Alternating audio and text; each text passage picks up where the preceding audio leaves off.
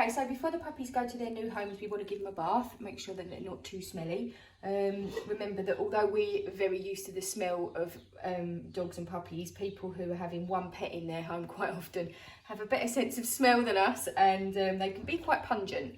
So what's important is that you don't completely overwhelm the puppy. So I test the water so that I know that the water is set at the right temperature, and I'll adjust the shower accordingly. And what I intend to do is I intend to bath the puppy from the back of the neck downwards. At this stage, I'm not going to do the puppy's face. I might give the puppy's face a cloth wash, but I'm not actually going to get the puppy's face wet, because I don't want to get squirt water in their eyes or their nose, or get water in their ears, because it frightens them. They really don't like it, and then you have a longer term problem. So I will literally just pop the water on, just double check that it's the correct temperature on the back of your hand, and just making sure that that water runs down the back of the dog's body, and just gently massaging it in. Now I'll put my hand down and just get their bits and pieces you know, wet, and then I will turn that off while I pop some shampoo on. Baby shampoo is fine to use, doesn't have to specifically be dog shampoo. And then I will just gently massage it into the coat, around the back of the tail, around their bits. That's where they, you know, that's where they're going to be at their muckiest.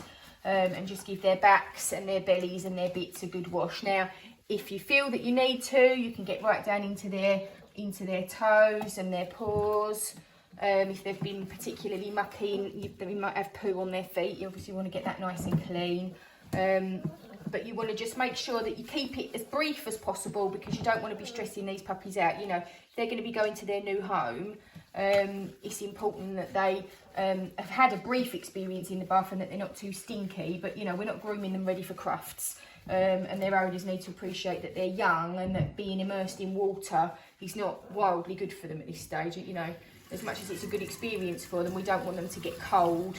Around about the time that we're bathing them, they're also having their vaccines, and all of these things can create anxieties in puppies, and then obviously to go on to their new environment, it's not fab. So again, I'm keeping the shower head down at the back of the dog's neck so that the water's not going into their ears or their eyes. And just getting that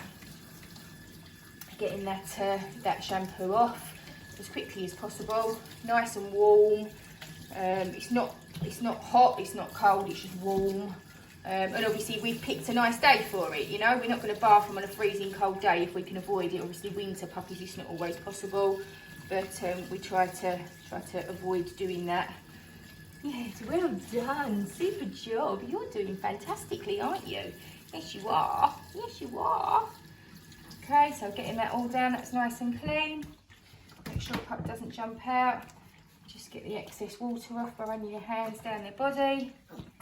And I have a towel at the ready so that you can very, very quickly scoop your puppy up and get them nice and warm.